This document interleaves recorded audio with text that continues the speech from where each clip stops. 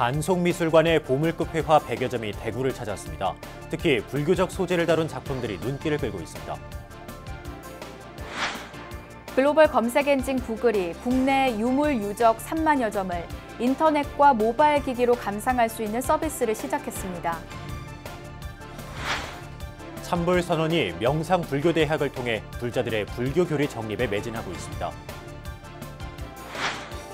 불교를 비롯한 3대 종교계가 사회적 기업 육성과 활성화에 본격 나섰습니다. 러시아 월드컵 우리 축구대표팀의 내일 멕시코전 필승 전략을 살펴봤습니다.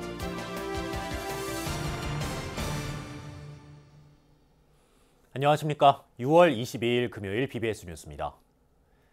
국내 최초의 근대 살인 미술관인 간송미술관의 보물급 회화 100여 점이 대구를 찾았습니다. 간송 전영필 선생이 평생을 바쳐 수집한 문화재들이 서울을 벗어난 건 이번이 처음인데요.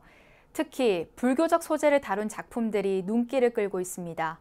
대구 BBS 정한영 기자의 보도입니다. 18세기 단원 김홍도가 그린 전로도회, 갈대를 타고 양장을 건너는 달마대사를 묘사하고 있습니다. 겸재 정선이 그린 정양사, 금강산 정경이 담긴 정선 해악 전신첩 38첩 중 하나로 보물 제1949호입니다. 해원 신윤복의 미인도, 김득신의 야묘도추, 신사임당의 포도, 흥선대원군이 그린 묵난 등 낯익은 그림들이 대부분입니다. 이관 전시는 우리 문화의 정수를 보여주는 아름다운 조선시대의 대표적인 명품 회화들을 직접 보고 느낄 수 있는 흔치 않은 좋은 기회입니다. 지난 16일 대구 미술관에서 막을 올린 간송 조선회화 명품전은 간송미술관 소장문화재가 외부로 출품된 최대 규모의 전시회이자 지방 첫 전시회로 간송 전영필 선생이 평생에 걸쳐 수집한 조선시대 최고 거장들의 진품회화 100점이 선보이고 있습니다. 이번 전시는 조선시대 회화를 통해서 어떤 우리의 역사를 한번 보여드리자 하는 그게 또 간송 선생님의 가장 큰 문화재 수집의 가장 큰 목적이었다고 했습니다. 서울의 기와집 한 책값이 1,000원이던 시절 간송 선생은 10,000원이라는 거금을 들여 한 책자를 사들였고 이는 훗날 국보 제70호이자 유네스코 세계기록유산에 이름을 올립니다. 바로 한글의 정체성을 세계에 알린 훈민정음 해례본입니다.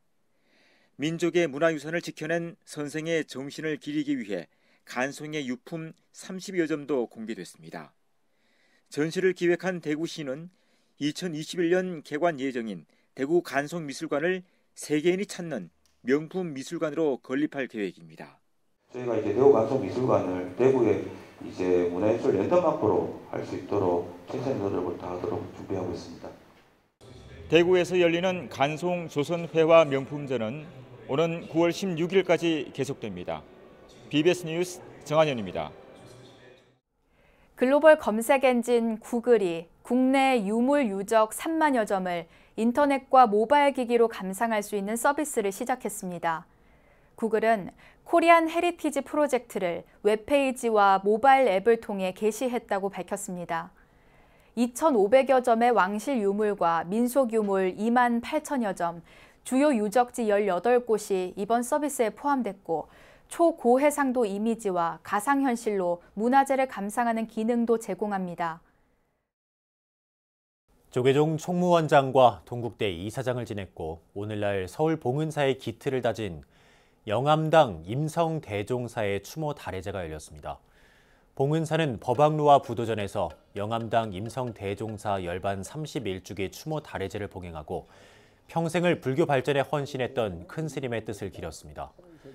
영암 스님은 1924년 경남 양산 통도사에서 청담 스님을 은사로 출가해 1967년과 1975년 두 차례에 걸쳐 조계종 총무원장을 역임했고 1980년엔 한국불교 정화중흥회 의장을 맡은 뒤 봉은사 회주를 지내다 1987년 6월 3일 세수 81세 법납 64세로 입적했습니다.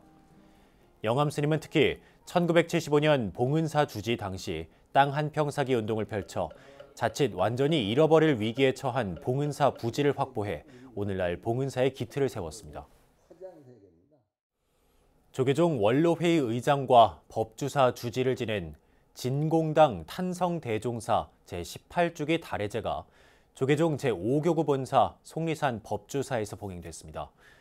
조계종 원로의원인 월서 스님은 추모사를 통해 진공당 탄성대종사는 선농일치를 몸소 실천했던 분이라며 입적하신 스님의 정신을 이어받아 앞으로 정진하자고 추모했습니다. 탄성 스님은 1944년 금호 스님을 은사로 득도해 법주사 주지와 불교증흥회 상임위원장, 조계종 원로회의 의장 등을 역임하고 지난 2000년 원적에 들었습니다. 불교는 지혜를 구하고 자비를 실천하는 종교인데요. 수행을 통해 지혜를 구하려면 교리에 대한 이해도 필수적입니다. 5년 전 서울 강남 한복판에 문을 연 참불선언이 명상불교대학을 통해 불자들의 불교 교리 정립에 매진하고 있습니다. 홍진호 기자입니다. 서울 강남 한복판에서 명상 열풍을 일으켰던 참불선언이 명상불교대학 1기 졸업생을 배출했습니다.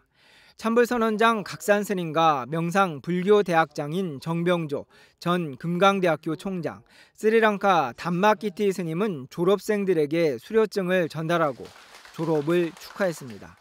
졸업생들은 지난 3월부터 4개월 동안 초기불교와 대승불교의 주요 개념을 정리했습니다. 동국대 교수로 평생 학생들을 가르치고 대학 총장까지 역임한 정병조 교수는 불교 공부는 삶의 질을 높이는 공부라고 강조했습니다. 정 교수는 스스로 선택해 공부를 하고 받은 이번 수료증은 그 어떤 졸업장보다 가치가 있다고 밝혔습니다. 초등학교부터 대학 나오면서까지 받았던 많은 졸업장, 수료증, 자격증 이것 가운데에서 제일 소중한 것이 오늘 여러분들이 받으시는 수료증이라고 생각을 합니다. 첫 번째, 오늘 이 수료증은 남이 강제로 오라고 해서 한 게 아니라 여러분들 스스로 선택을 했습니다. 졸업식에 앞서 학생들은 촛불만 켜진 법당에서 명상으로 마음을 밝혔습니다. 귓가를 쨍하고 울리는 종소리에 긴 여운이 사라지자 선원장 스님의 낮은 목소리가 법당을 채웠습니다. 학생들은 어둠 속에서 오로지 각산 스님의 가르침에 의지해 좌선삼매의 길로 향했습니다. 일상 속 수행으로 이름을 떨친 참불 선언이기에 명상은 불교 공부에 있어 가장 먼저 행하는 필수 조건입니다. 지혜롭게 살아나가는 그 방법, 이게 이제 세속 쪽에서는 학문이고 철학입니다. 근데 이것이 이제 궁극적으로 진리로 다가가려고 하면은 뭘 할 것인가? 불교적 철학, 이제 이걸 교학의 공부입니다. 그런데 교학만으로는 팔정도라는 실천 체계를 다가가지 못하기 때문에 명상을 이제 붙여서 명상불교대학이라는 이름으로. 참불선언은 명상불교대학 졸업식에 앞서 부처님전에 간절한 마음으로 불공을 올렸습니다. 서울 강남 한복판 법당이 불자들로 가득 찬 것은 기도와 명상 공부가 한 자리에서 행해졌기에 가능해 보였습니다. BBS 뉴스 홍진호입니다. 불교를 비롯한 3대 종교계가 서민 경제 한 축을 맡고 있는 사회적 기업 육성과 활성화에 본격 나섰습니다. 조윤정 기자입니다. 불교와 가톨릭, 개신교 등 국내 3대 종교 지도자들이 사회적 경제 활성화를 위해 한자리에 모였습니다. 조계종 기관지인 불교신문 부설 사람과 사회적 경제는 서울 명동성당에서 이웃종교와 함께 2018 3대 종교 공동행사 모두를 위한 경제 나눔 또 하나의 섬김을 개최했습니다. 사회 양극화와 빈곤의 문제를 개인에게만 감내하도록 하는 것은 인간의 존엄에 반하는 것이며 부처님의 가르침에도 어긋납니다. 불교에서는 이웃 종교와 함께 사회적 경제 활성화와 나눔 문화의 확산을 위해 부단히 노력하고 정진할 것입니다. 3대 종교는 취약계층 지원과 사회 양극화 해소를 위한 사회적 기업을 육성하고 더불어 살아가는 사회의 가치를 일깨우기 위해 지난 2015년부터 4년째 함께 행사를 개최해오고 있습니다. 지금 대한민국은 소득 격차, 일자리 문제, 환경 오염과 저출산 고령화와 같은 다양한 문제들이 직면하고 있습니다. 이러한 문제의 해답 중 하나가 사회적 기업입니다. 정부는 앞으로도 종교계와 적극 협력하여 사회적 경제 활성화 및 우리 사회의 공동체성 회복을 위해 더욱 함께하는 노력을 하겠습니다. 특히 이번 행사에서는 어려운 여건 속에서도 영리를 추구하기보다는 사회 공헌 활동에 앞장서온 사회적 기업들을 격려하는 종교 지도자상 시상식이 함께 열렸습니다. 서울 노인복지센터와 어르신 바리스타를 양성하기 위해 설립된 주식회사 삼가연정이 각각 우수 종교시설, 우수 경제단체로 선정돼 불교계 지도자상을 수상했습니다. 또 불교신문은 정부에서 사회적 경제 활성화에 힘쓴 종교시설들에게 수여하는 공로상을 받아 의미를 더했습니다.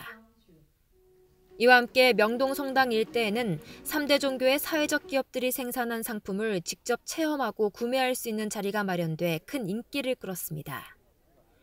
이번 행사에는 조계종 기획실장 일감스님, 불교신문 사장 초격스님, 서울노인복지센터 관장 희우스님, 염수정 추기경, 한국기독교교회협의회 유영희 회장, 김영주 고용노동부 장관 등 각계 인사들이 참석했습니다. 3대 종교 공동행사는 1년에 한 번씩 각 종교가 번갈아 가면서 주관하며 불교계는 지난 2016년 서울 조계사에서 행사를 개최한 데 이어 내년에는 사회적 기업들이 함께하는 새로운 자비 나눔의 장을 마련할 예정입니다. BBS 뉴스 조윤정입니다. 조계총림 송광사 4부 대중이 올 한해 키운 감자를 수확하는 감자 캐기 대중 울력을 실시했습니다. 송광사 사중 스님과 종무원, 신도 등 100여 명은 초여름 무더운 날씨에도 경내 감자밭에서 구슬땀을 흘리며 감자 캐기 작업을 펼쳤습니다.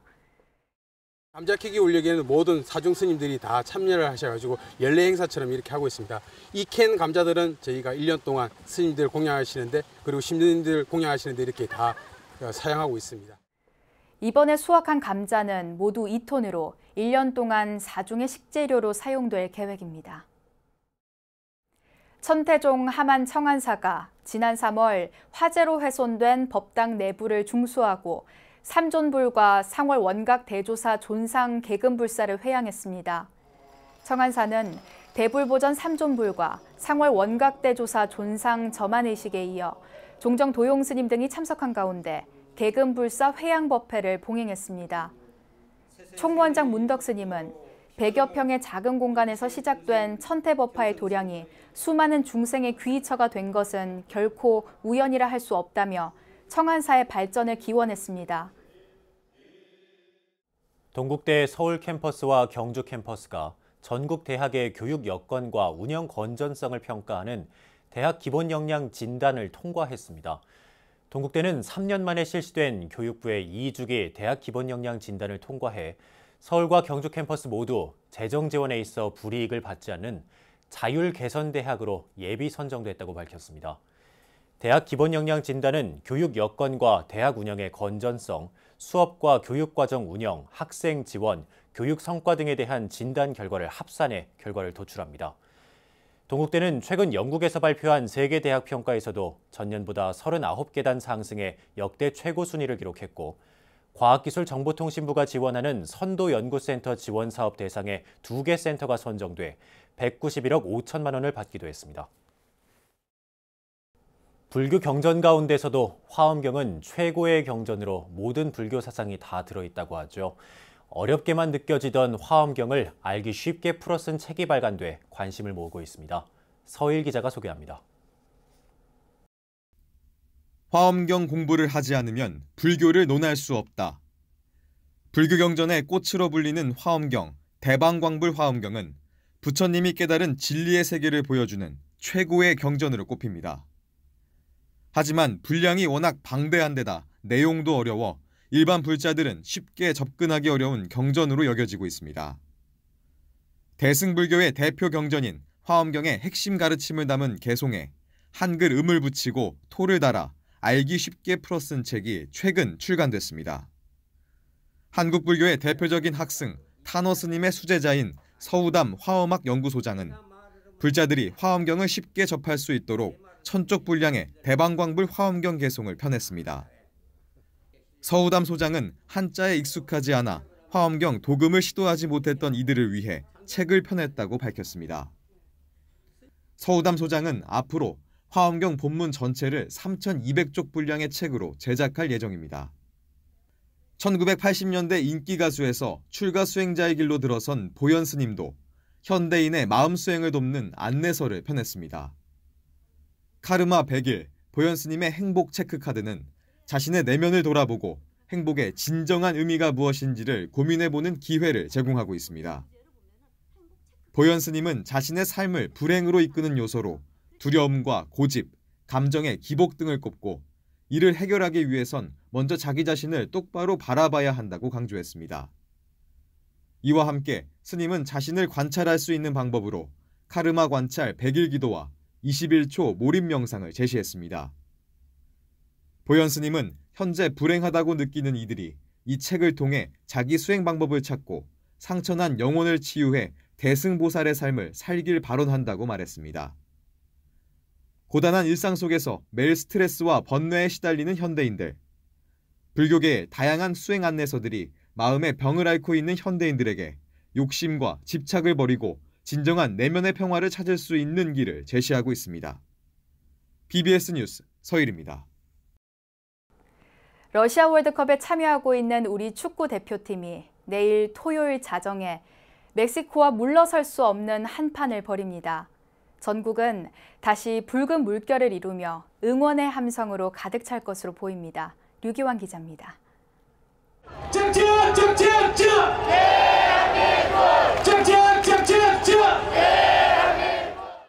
지난 18일 열린 2018 러시아 월드컵 조별리그 1차전 한국과 스웨덴전. 4년 만에 돌아온 지구촌 축제를 맞아 시민들은 우리 대표팀의 승리와 선전을 응원하기 위해 거리로 쏟아져 나왔습니다. 비록 경기는 0대1로 아쉽게 졌지만 우리나라 특유의 응원 문화인 거리 응원은 축제 분위기를 한껏 끌어올렸습니다. 도심 거리에서 한마음으로 함께 응원전을 펼치면서 세대를 뛰어넘는 국민 화합의 장이 펼쳐졌다는 평가입니다.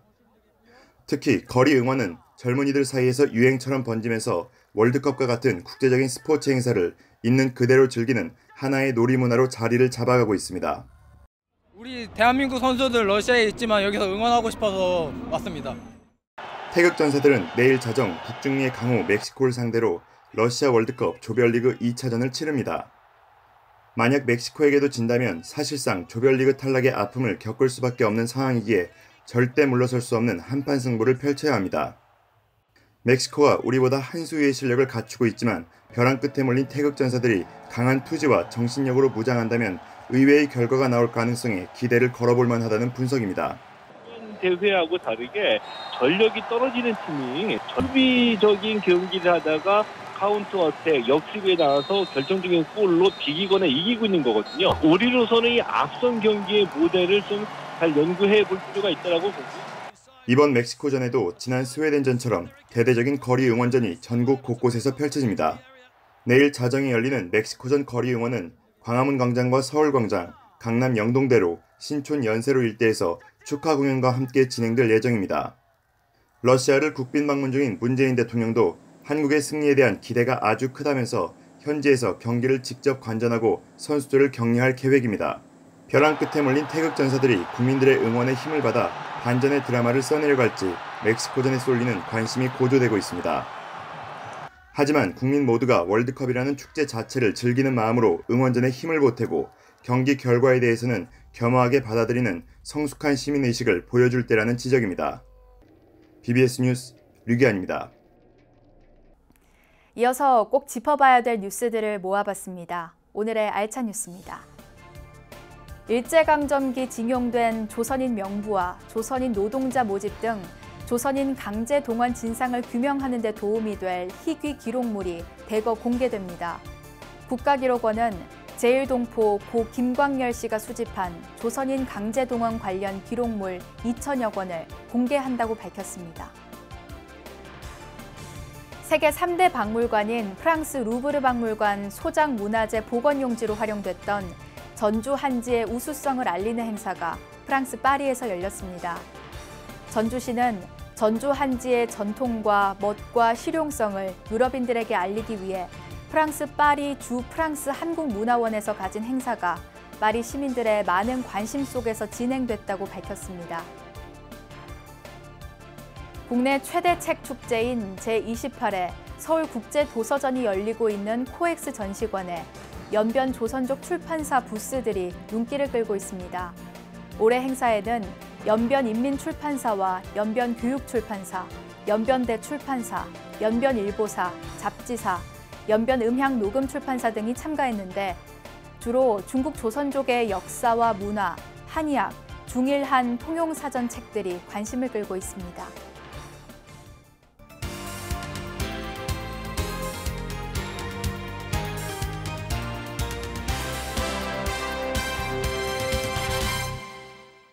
매주 금요일에 보내드리는 BBS가 만난 사람 순서입니다. 4차 산업혁명 시대에 국가 정보화 전략을 책임지는 기관, 한국정보화진흥원인데요. 1세대 벤처기업인 출신으로 국내 1인 방송을 처음 선보였던 문용식 전 나우콤 대표가 민간 출신으로는 처음으로 한국정보화진흥원장으로 취임했습니다.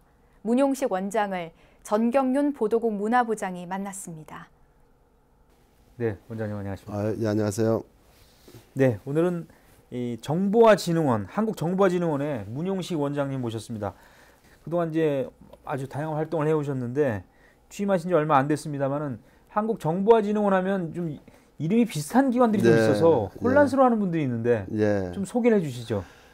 국가 정보화의 정책 수립을 책임지고 있는 기관이죠. 한국 ICT의 싱크탱크에서 31년 된 그 한국 정보화의 산 증인, 산 역사 같은 기관입니다. 그렇습니다. 근데 원장님께서는 주로 이제 민간 쪽에서 많이 활동해 오셨는데, 네, 제가 PC통신 나우누리 창립자고요. 그리고 인터넷 시대 개인 방송 플랫폼 아프리카 TV 창립자로 20여 년 동안 일을 했습니다. 네, 자 이제 새로운 시대입니다. 4차 산업혁명 시대인데, 그래서 이 데이터의 활용, 그래서 공공 데이터 정책 이런 거에 대한 관심이 많은데 말이죠. 좀 한 말씀 해주시죠. 어떤 방향으로 가야 된다 이렇게 보십니까? 네, 뭐 데이터는 지금 4차 산업혁명 시대의 새로운 자원, 뭐 원유라고까지 말을 하지 않습니까? 예. 그래서 대한민국 경제가 발전하려면 과거 산업화 시대 때 경제의 혈맥이 경부고속도로였다면 지금 데이터 경제 시대에는 데이터 고속도로를 깔아야 된다. 저는 그렇게 생각합니다. 그래서 그런 데이터의 중요성을 알고 정부에서도 몇 년 전부터 공공 데이터 개방 정책을 굉장히 꾸준하게 해 오고 있습니다. 그걸 더욱더 개방을 확대하는 것은 물론이고 더 나아가서 개방된 데이터의 품질을 올려야 된다. 그게 관건이라고 생각을 합니다. 데이터 활용이 근데 우리 국민들이 좀 어렵다 이렇게 생각하는 것 같아요. 아직도 공공 데이터 활용 접근이 어렵고. 그러니까 뭐 찾기가 어렵고요. 찾기도 어렵고. 또 그 공공 데이터의 품질에 좀 문제가 있어서 뭐 그 데이터는 기계가 판독해야 의미가 있지 않습니까? 다 분석은 기계가 하니까 그런 머신 리더블한 데이터가 좀 뭐 부족하다든가 그런 문제가 있습니다만 그런 문제는 굉장히 돈과 시간, 노력이 많이 드는 작업입니다. 그래서 정책을 일관되고 끈질기게 추진해야 된다고 생각합니다. 네. 근데 이제 정보화의 발전 물론 중요합니다. 하지만 거기에 수반돼서 어떤 격차 문제가 있습니다. 이게 빈부격차와 같은 건데 너무 차이가 벌어지지 않습니까? 이러면은? 그럼요. 데이터 경제 시대, 인공지능 시대에 있어서 그런 디지털 디바이드는 굉장히 중요하죠. 이게 더 갈수록 커지기 때문에요. 사회 통합과 사회 안정을 해치는 국가적인 문제라고 생각을 하고요. 그래서 국가 사회적인 역량을 집중해서 이런 디지털 디바이드에 대비해야 된다. 그걸 위해서 사회 안전망도 확충하고 기술 교육도 확충하고 평생 교육도 확충하고 이러한 국민들의 디지털 리터러시를 높이는 작업을 해야 된다. 그렇게 봅니다. 임기가 3년입니다. 한국정보화진흥원장. 남은 임기 동안 남은 임기 많이 남았습니다만은 반드시 이건 내가 하고 가겠다 이런 거 있습니까? 각오 한 말씀 해주시죠. 예, 지금 4차 산업혁명 시대, 디지털 혁신 시대에 대한민국은 크게 보면 위기 상황입니다. 미국, 중국 뭐 엄청나게 이렇게 앞서가고 있고요. 저희는 지금 좀 주춤주춤하고 있어서 갈수록 기술 격차, 인공지능 격차, 데이터 격차가 커지고 있습니다. 그 갭을 빨리 메꿔야 되거든요. 그래서 제 임기 동안에 대한민국이 데이터를 가장 잘 활용하는 나라로 자리매김될 수 있도록 최선의 노력을 하겠습니다. 네, 오늘 한국정보화진흥원의 문영식 원장님과 정말 살아가는 데 있어서 가장 중요한 그런 얘기를 한 것 같은 그런 느낌이 드는군요. 네. 오늘 말씀 대단히 고맙습니다. 네, 감사합니다.